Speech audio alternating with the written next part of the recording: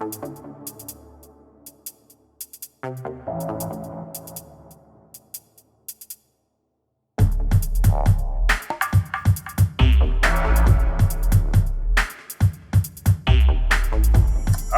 we're about to pull off a roof rack installation video. This is to walk you through all the different tips, just to ease an installation, show you some of the things we've learned on what to avoid. So the key thing to a universal rack is that you will be drilling into the roof.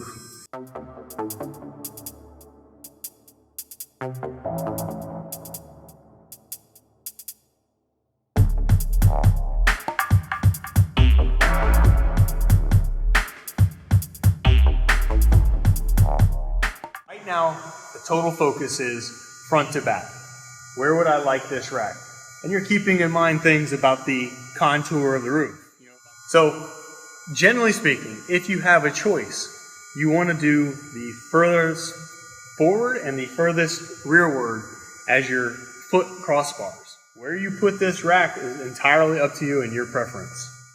So, with that in mind, I'm going to get my general location and figure out whether I'm foot forward or foot backwards. For purposes, I'm going to mark with tape kind of the front and back of where I know a crossbar would be if my rack was in this position.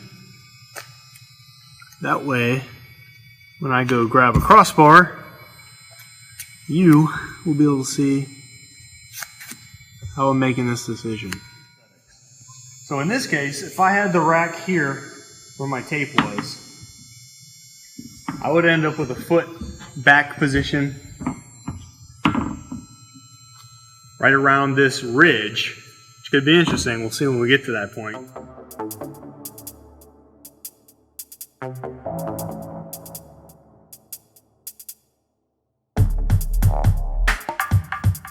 As a personal preference, but up to you, I like to have the button heads coming from the bottom of the rack up. Now the main reason for that, a truck stall, normally you're going to be seeing the rack from the bottom side. That gives you a little bit of a cleaner look. So it's a button head, washer, nylock.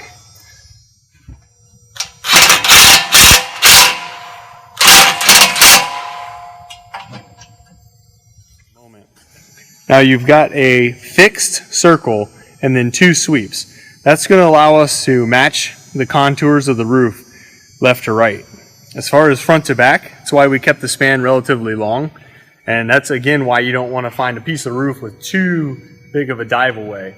As long as it's mild, it's okay. This thing will conform to it.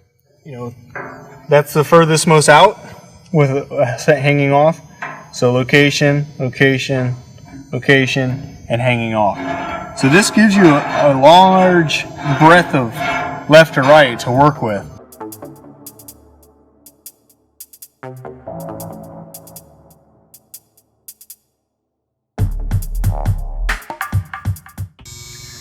This is a transfer punch. If you don't have these, you should get them.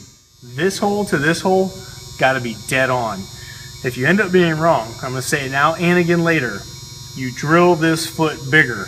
Once you've got a crush nut in the roof of this truck, that's where it's going to be. So I've got this snug, I've got the mount square, time to center punch the back. So I put it right in the middle,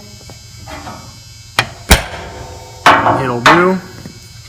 Make sure I'm keeping this exact same spot, same pressure. Moving to the front.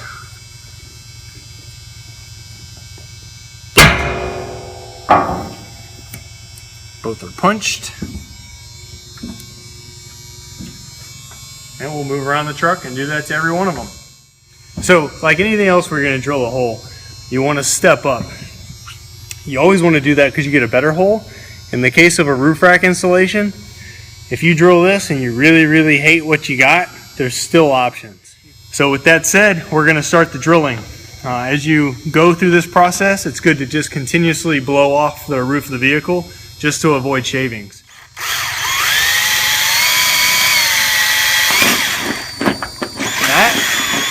That's nice. You want that. That's a much better sound than it dropping and instantly hitting a layer.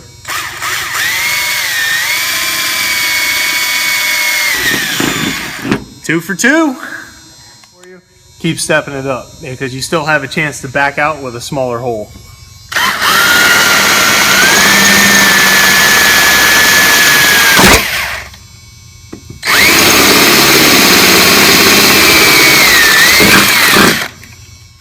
Alright, now, if you've never drilled through sheet metal with a giant bit, and let's make that thin sheet metal, it's not fun. There's no good piece of this, because when you get to the very last bit, when it's ready to drive through, one edge is going to catch faster than the other one, and it has a tendency to then cut into the metal rather than removing chips. Be ready for that.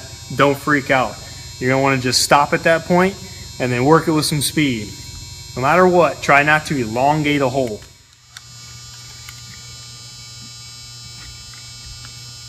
Feel that's why we don't use the smaller crush nut.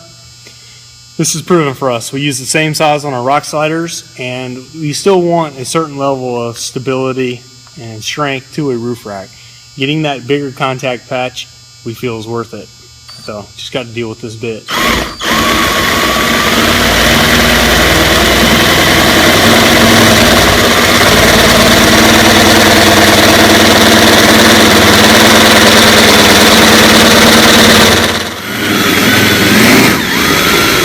So the key is more to machine away the chips. You don't want to be at full throttle on the drill, but really just getting good bits and allowing you to see when you know you're about to break through, because that's when it's important to totally relieve the pressure and take away as little material per revolution as possible.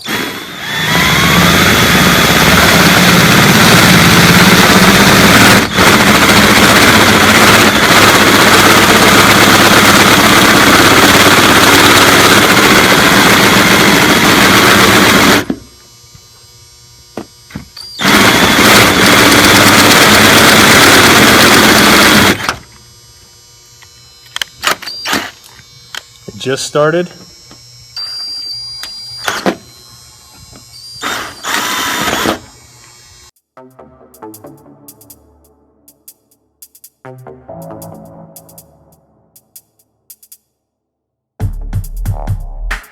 So one trick, the tool as it came in your kit did not have an extra washer in it, but find one that you have.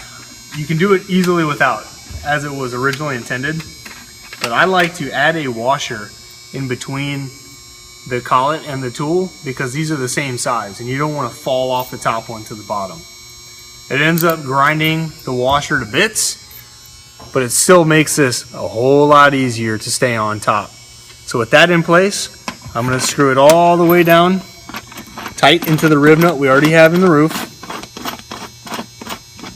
Once that is snug, you're going to hold the bottom steady, which is the collet, and when we start tightening this bolt, it's going to draw the crush nut up, and it'll take all these knurled things and mushroom it together.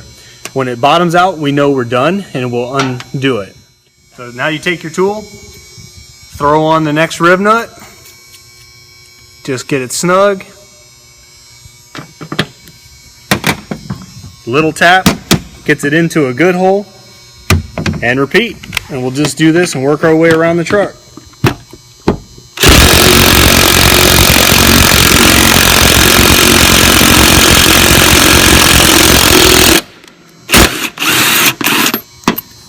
Alright, this is probably the most important part of the entire rack installation. Not what I'm about to do here, but getting the foot onto the truck. So the most important thing, we'll get the rubber washer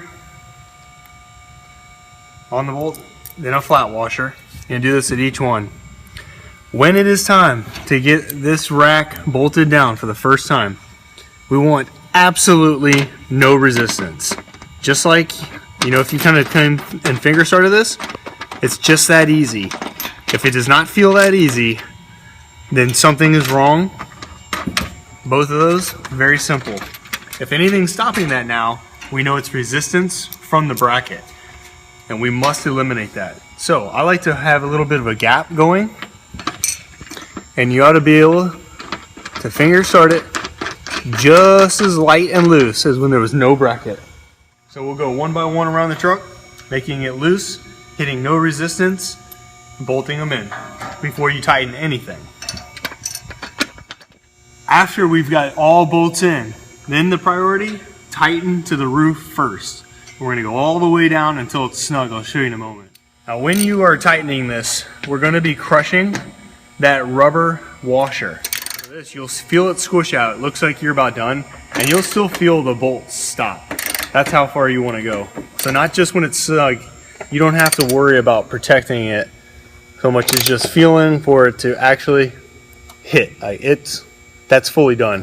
But you can see how it's really squishing that. It's perfect. It's making a good seal. Now we've got a seal from the foam foot and a seal here underneath the bolt head. With that, we now have all of our feet bolted securely to the roof. At this point, we're going to go around and just tighten the rack in the position it's at where it's happy. That will lock in for the total mount. And then it's throwing in the crossbars that we want, filling in all the rest of the fasteners, putting on our rear cap or lights, and she's good, ready to go.